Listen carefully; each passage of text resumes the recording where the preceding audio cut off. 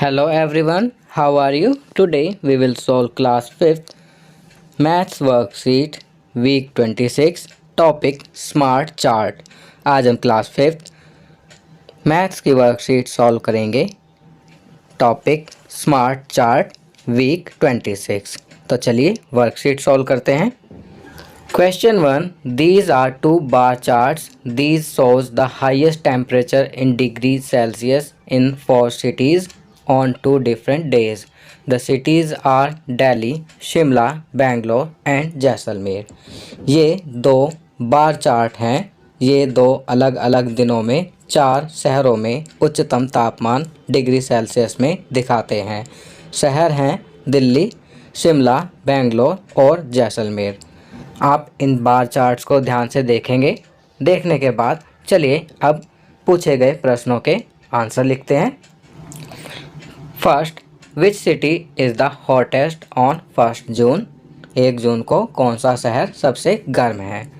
After observing these bar charts, in bar charts को ध्यान से देखने के बाद वी फाउंड, हमें पता चलता है कि that Jaisalmer is the hottest city on 1 जून। तो यहाँ हम लिखेंगे Jaisalmer. Second, which city is coldest on 1 December? तो यहाँ पर 1 दिसंबर वाले बार चार्ट को देखेंगे तो इसमें जो सबसे लो टेम्परेचर है वो है शिमला का। तो यहाँ हम लिखेंगे Shimla. Third, which city shows little change in temperature on 2 days 1 June and 1 दिसंबर? किस शहर में 1 जून और 1 दिसंबर के बीच तापमान में कम बदलाव आया है? अब हमें ध्यान से दोनों बार चार्ट्स को देखना है, 1 जून और 1 दिसंबर वाले को। तो इसे देखने के बाद पता चलता है that Bangalore is the city which shows little change in temperature on 2 days 1 June and 1 December. तो यहाँ हम लिखेंगे बेंगलोर। चलिए आगे बढ़ते हैं। Question 2, earlier there were no rabbits in Australia. पहले ऑस्ट्रेलिया में खरगोश नहीं थे। Rabbits were brought to Australia around the year 1780। खरगोशों को वर्ष 1780 के आसपास ऑस्ट्रेलिया लाया गया था। At that time there were no animals in Australia that ate rabbits. उस समय ऑस्ट्रेलिया में ऐसे जानवर नहीं थे जो खरगोशों को खाते थे। So the rabbits began to multiply at a very fast rate. इसलिए खरगोश बहुत तेज़ दर से बढ़ने लगे। The table shows how rabbits grew every year. तालिका से पता चलता है कि खरगोश हर साल कैसे बढ़े। तो बच्चों, आपकी वर्कशीट में एक टेबल दी हुई है जिसके फर्स्ट कॉलम में टाइम स्टार्ट से लेकर 1st year, 2nd year, 3rd, 4th, 5, 6 year तक का टाइम दिया हुआ है।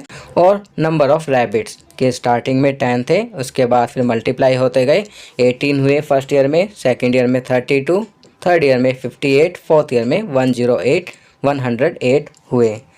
अब चलिए पूछे गए क्वेश्चंस के आंसर लिखते हैं। Answer the following MCQ। MCQ होता है बहुवैकल्पिक questions, multiple choice questions. First, after each year the number of rabbits was. प्रत्येक वर्ष के बाद खरगोशों की संख्या थी। तो यहाँ पर राइट ऑप्शन है A, a little less than double the number of rabbits in the last year. Second, at the end of year 6 the number of rabbits was close to. वर्ष 6 के अंत में खरगोशों की संख्या लगभग होगी। तो यहाँ पर राइट ऑप्शन है ए, 400। चलिए आगे बढ़ते हैं। Question 3, Amit sowed a few seeds of moong dal in the ground. Amit ने ज़मीन में मूंग दाल के कुछ बीज बोए। The height of the plant grew to 1.4 centimetre in the first 4 days. पहले 4 दिनों में पौधे की ऊंचाई 1.4 सेंटीमीटर हो गई। After that it started growing faster. इसके बाद यह तेज़ी से बढ़ने लगा। Amit measured the height of the plant every 4 days and put a dot on the chart. Amit ने हर 4 दिन के बाद पौधे की ऊंचाई मापी और चार्ट पर एक बिंदी लगाई। For example, if you look at the dot marked on the 4th day, you can see on the left side scale that it is 1.4 centimetre high. उदाहरण के लिए यदि आप चौथे दिन चिन्हित डॉट को देखते हैं तो आप बाईं ओर स्केल पर देख सकते हैं कि यह 1.4 सेंटीमीटर ऊंचा है। Now look at the height of each dot in centimeter and check from the table if he has marked the dots correctly। अब सेंटीमीटर में प्रत्येक डॉट की ऊंचाई देखें और तालिका से जांचें कि क्या उसने डॉट्स को सही तरीके से चिन्हित किया है। तो यहाँ पर पहले हम इस टेबल को ध्यान से देखेंगे। टेबल को ध्यान से देखने के बाद अब हम इस चार्ट को ध्यान से देखेंगे।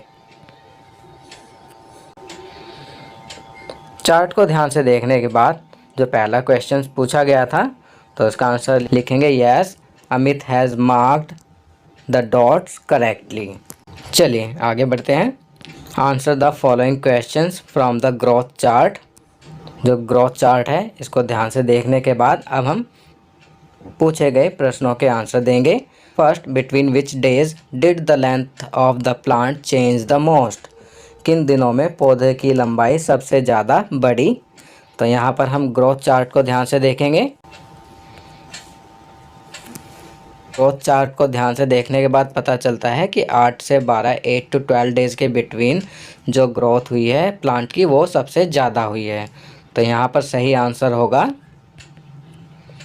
Third 8 to 12। Second, What could be the length of this plant on the 14th day? Guess। 14वें दिन पौधे की लंबाई कितनी होगी, अंदाज़ा लगाओ। तो यहाँ पर सही आंसर होगा second 9.9 centimetre. Third, will the plant keep growing all the time. क्या यह पौधा हमेशा बढ़ता रहेगा। तो यहाँ हम लिखेंगे नो, नहीं, एक निश्चित समय के बाद पौधे की लंबाई नहीं बढ़ेगी। Fourth, what will be its length on the 100th day, make a guess. 100वें दिन पौधे की लंबाई क्या होगी, अंदाज़ा लगाओ। तो बच्चों यहाँ आप गैस करके अपना आंसर लिखेंगे। फॉर योर कन्वीनियंस, आपकी सुविधा के लिए मैं यहाँ लिख रहा हूँ on the 100th day the length of the plant will be 25 to 30 centimetre. यह इससे कम या ज़्यादा भी हो सकती है because it depends the variety of plant. यह पौधे की किस्म के ऊपर डिपेंड करता है कि उसकी लंबाई कितनी बड़ी होगी या कितनी बढ़ेगी। तो बच्चों ये वर्कशीट यहाँ कंप्लीट होती है। अगर यह वीडियो आपको अच्छी लगी तो इसे लाइक एंड शेयर ज़रूर करें। अन्य विषयों पर बने हमारे लेटेस्ट वीडियोस को देखने के लिए चैनल को सब्सक्राइब करना ना भूलें और देखते रहिए हमारा channel knowledge kingdom. Thank you.